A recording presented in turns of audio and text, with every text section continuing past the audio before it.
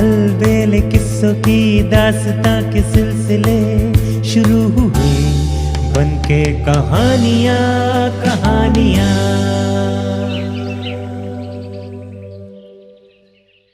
आइए सुनते हैं आज की कहानी सोने का शेर। एक समय की बात है, एक नगर में एक महाजन रहता था। उसके 3 लड़के थे। बड़े लड़के का नाम था रतनलाल, मझले का नाम था मगनलाल और छोटे का नाम था करमलाल। महाजन के तीनों लड़के सियाने थे। तीनों मिलजुल कर रहते और व्यापार के काम में पिता का हाथ बटाते थे। कुछ दिनों बाद रतनलाल के मन में आया कि यहाँ तो काम चल ही रहा है, अब परदेश में भी अपना व्यापार फैलाया जाए। उसने पिता से परदेश जाने की आज्ञा मांगी। यहाँ किस बात की कमी है बेटा? महाजन ने कहा। यहीं साथ रहो और व्यापार करो, कहाँ परदेश में भटकोगे? लेकिन लड़का अपनी बात पर अड़ा रहा। अंत में उसके पिता ने उसे आज्ञा दे दी, जाओ बेटा, जैसे तुम्हारी मर्जी, जहां रहो सुख से रहो। रतनलाल ने 3-4 जहाजों में माल भरा और सबसे विदा ली। कुछ दिनों बाद उसके जहाज बंदरगाह में पहुंचे। जब जहाज लंगर डाल रहे थे तो रतनलाल की नजर एक खंबे पर पड़ी। उस पर एक कागज चिपका था। उसमें उस देश के राजा की ओर से एक ऐलान किया गया था कि राजकुमारी कहीं जा छिपी है। उसे जो कोई खोज निकालेगा उसे बहुत सा इनाम दिया जाएगा और राजकुमारी का विवाह उसके साथ कर दिया जाएगा। ये पढ़कर रतनलाल के मुंह में पानी भर आया। भला ये कौन सा मुश्किल काम था?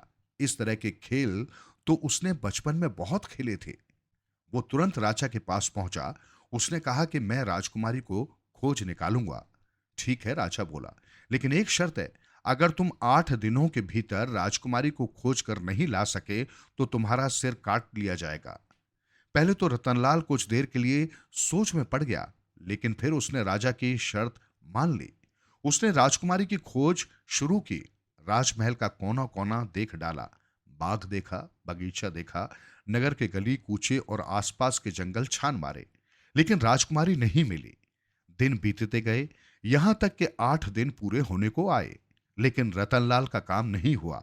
राजकुमारी न मालूम कहां छिपी थी, उसका कहीं पता नहीं था। 8 दिन पूरे हुए। शर्त के अनुसार राजा ने हुक्म दिया कि उसका सिर काट लिया जाए। रतनलाल के सारे जहाज राजा ने जब्त कर लिए। इधर जब 1 साल बीत गया और रतनलाल के लौटने की कोई आशा नजर न आई, तो उसके मझले भाई ने सोचा कि बड़े भैया परदेश में मजे कर रहे हैं, क्यों न मैं भी चलूं। उसने भी पिता से परदेश जाने की आज्ञा मांगी। महाजन ने उसे भी बहुत समझाया और जब वो नहीं माना तो उसे भी इजाजत दे दी। वो भी 4 जहाज भरकर चल पड़ा। चलते चलते वो उसी बंदरगाह में पहुंचा। उसने भी उस ऐलान को पढ़ा। वो तुरंत राजा के पास जा पहुंचा। उसने कहा, मैं खोजूंगा राजकुमारी को। राजा ने उसे शर्त बताई। वो राजी हो गया। उसने भी राजकुमारी को खोजना शुरू किया, लेकिन भला राजकुमारी क्यों मिलने लगी? देखते देखते 8 दिन बीत गए। उसका भी वही हाल हुआ जो रतनलाल का हुआ था। राजा ने उसके जहाज भी जब्त कर लिए। जब दोनों भाई लौटकर नहीं आए तो छोटे भाई को चिंता होने लगी। उसने उनकी खोज में जाने की तैयारी की। महाजन ने उसे बहुत रोकना चाहा, लेकिन वो नहीं माना। अंत में महाजन को अपना दिल कड़ा करके उसे भी जाने की इजाजत देनी पड़ी। करमलाल ने जहाज लदवाए और यात्रा शुरू की। उसका जहाज भी उसी बंदरगाह में पहुंचा। जब उसकी नजर उस ऐलान पर पड़ी तो उसने सोचा कि दाल में जरूर कुछ काला है। मेरे पहले आए दोनों भाइयों ने इसे जरूर पढ़ा होगा। बहुत संभव है कि वे राजकुमारी की खोज में गए होंगे। उसने भी राजकुमारी को खोजने का निश्चय किया, लेकिन उस काम के लिए उसने दूसरा रास्ता चुना। उसने नगर में जाकर एक माली से दोस्ती की। माली उसे अपने घर ले गया। वहां उसकी बुढ़िया माँ थी। करमलाल ने उस बुढ़िया को अपनी विपदा बताई। बुढ़िया बोली, अगर तुम्हारे पास खर्च करने के लिए काफी धन है तो मैं एक रास्ता बता सकती हूं। उसके पास धन की क्या कमी थी? उसने रुपयों की थैली बुढ़िया को दिखाई।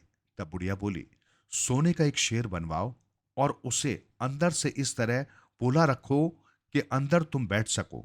उसके अंदर बैठकर तुम इस तरह वीणा बजाओ कि लोग उसे जादू का शेर समझे। उसने ऐसा ही एक सोने का शेर बनवाया। जब शेर तैयार हो गया तो बुढ़िया उसे लेकर राजा के पास पहुंची। राजा उस अनोखे शेर को देखकर चकित रह गया। सोने का शेर, और वो भी वीणा के स्वर में बोले। राजा और उसके दरबारी देखते रह गए। राजा ने बुढ़िया से कहा कि इस शेर को यहीं छोड़ जा। बुढ़िया बोली, महाराज, सब कुछ आपका ही है, लेकिन मेरा मालिक बड़ा सख्त है, वो नाराज होगा। उसने इसे सिर्फ आपको दिखाने के लिए भेजा है। भला ऐसा चमत्कारी शेर कोई क्यों देने लगा? हाँ, इतना मैं कर सकती हूं कि इसे एक रात के लिए आपके पास छोड़ जाऊं। मैं अपने मालिक को किसी तरह मना लूंगी। राजा राजी हो गया। बुढ़िया लौट आई। राजा ने दरबार खत्म किया और फिर वो उस शेर को लेकर अपने महल में पहुंचा। करमलाल शेर के भीतर बैठा सब कुछ देखता रहा। महल के भीतरी कमरे में पहुंचकर राजा ने फर्श पर बिछा कालीन उलट दिया और उसके नीचे छिपे एक चक्र को घुमाया।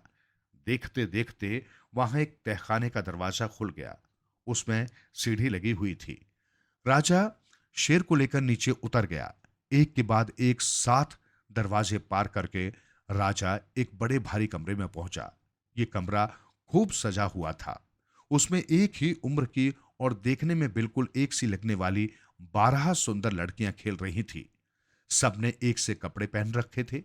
करमलाल ने सोचा कि हो न हो राजकुमारी इन्हीं में से कोई है। यहां तक पहुंचना तो कोई मुश्किल काम नहीं है, लेकिन इन एक जैसी लड़कियों में से राजकुमारी को खोज निकालना टेढ़ी खीर है। फिर भी वो सब कुछ देखता रहा। इस सोने के शेर को देखकर राजकुमारी और उसकी सखियां खुशी से नाच उठी। सोने का शेर और वीणा के स्वर में बोले, काटने का डर नहीं, दिन भर उस पर हाथ फेरते रहो और गाना सुनते रहो। पिताजी, इस शेर को आज यहीं रहने दीजिए, हम लोग इसके साथ खेलेंगे, इसका गाना सुनेंगे। राजकुमारी ने राजा से कहा।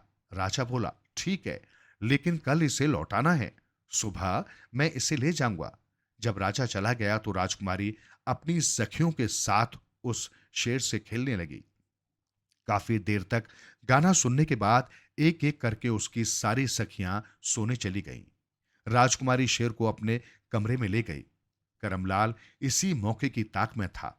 उसने और भी सुरीली वीणा बजाना शुरू किया। राजकुमारी मुग्ध हो गई। अचानक वो चौंक पड़ी। कहीं से बहुत प्यार भरी आवाज आ रही थी, राजकुमारी, राजकुमारी। राजकुमारी ने चारों ओर देखा, कोई नहीं था। उसे बड़ा आश्चर्य हुआ। तभी फिर आवाज आई, राजकुमारी। और राजकुमारी ने देखा कि सोने के शेर में से एक सुंदर युवक बाहर आ रहा है। वो घबराकर पीछे हट गई। करमलाल बोला, घबराओ मत, मैं तुमसे ही मिलने के लिए आया हूं। तुम्हारे लिए ही मैंने इतनी मुसीबत उठाई है। करम देखने में बड़ा सुंदर था। राजकुमारी उस पर मोहित हो गई। करम ने उसे सारी विपदा कह सुनाई। उसने बताया कि किस तरह उसके 2 भाई उसकी खोज करते करते अपनी जान गंवा चुके थे। फिर वो कहने लगा, और तो सब मैं कर लूंगा, लेकिन एक बात की दिक्कत है। यहां तुम सब बिल्कुल एक ही तरह की हो। तुम्हारी सखियों के बीच तुम्हें पहचान पाना बड़ा मुश्किल है। तुम कोई ऐसी व्यवस्था करो कि तुम्हें पहचानना आसान हो जाए। मैं 8 दिन बाद तुम्हारी खोज में तुम्हारे पिता के साथ आऊंगा। राजकुमारी बोली, ठीक है, मुझे पहचानने का एक आसान तरीका है। मैं 8वें दिन अपनी चोटी में गुलाब का फूल लगा लूंगी, बस तुम पहचान लेना। बहुत अच्छा, कहकर करम फिर से सोने के शेर में छिप गया। दूसरे दिन राजा ने बुढ़िया का शेर लौटा दिया। शेर लेकर बुढ़िया अपने घर लौट आई। करम शेर से बाहर आया। उसने बुढ़िया को सब कुछ बता दिया। बुढ़िया बहुत खुश हुई। वो बोली, हाँ बेटा, मुझे लगता था कि दाल में कुछ काला जरूर है। अब तुम राजा के पास जाओ और उससे सब कुछ तय कर लो। भगवान तुम्हारी मदद करे। करम सीधा राजा के पास पहुंचा। राजा ने उसे अपनी शर्त सुना दी। 8 दिन में तुम राजकुमारी को नहीं खोज सके तो तुम्हारी गर्दन उड़ा दी जाएगी। वो तुरंत राजी हो गया। उसने लोगों को दिखाने के लिए इधर से उधर राजकुमारी को खोजना शुरू कर दिया। राजा ये सब देखकर मन ही मन हंसता रहा। 8वां दिन आया। वो राजा को अपने साथ लेकर राजा के महल में गया।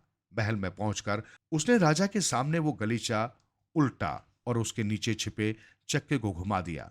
राजा ये देखकर दंग रह गया। उसे लगा कि कहीं ये युवक सचमुच में राजकुमारी को खोज न ले। फिर भी उसने ये सोचकर संतोष किया कि अगर वो अंदर तक पहुंच भी गया तो भी राजकुमारी को पहचान पाना इसके लिए संभव नहीं होगा। वो चुप रहा। करम के पीछे पीछे वो भी तय खाने में उतरने लगा। दोनों जब वहां पहुंचे तब राजकुमारी अपनी सखियों के साथ खेल रही थी, लेकिन राजकुमारी को पहचानने में करम को कोई कठिनाई नहीं हुई। राजकुमारी ने अपने बालों में गुलाब का फूल लगा रखा था। करम ने राजकुमारी को पहचान लिया। राजा उसकी बुद्धि देखकर बहुत प्रसन्न हुआ। राजा ने अपनी शर्त के अनुसार राजकुमारी के साथ उसका विवाह कर दिया, उसे बहुत सा धन और जमीन जायदाद दी। फिर राजा ने अपने मंत्री को आज्ञा दी कि कैदियों को राजकुमारी के विवाह की खुशी में छोड़ दिया जाए। असल में अब तक जो लोग राजकुमारी की खोज पाने में असफल हुए थे, उन्हें राजा ने मार डालने के बजाय अपने यहां कैद रखा था। उन्हीं में करम के दोनों भाई भी थे। तीनों भाई गले मिले, फिर सबने घर लौटने की तैयारी की। राजा ने खूब धूमधाम से उन्हें विदा किया। महाजन अपने तीनों बिछड़े हुए बेटों से मिलकर बहुत खुश हुआ, लेकिन जब उसे मालूम हुआ कि उसका छोटा बेटा एक राजकुमारी ब्याह कर लाया है, तब तो उसकी खुशी का ठिकाना न रहा।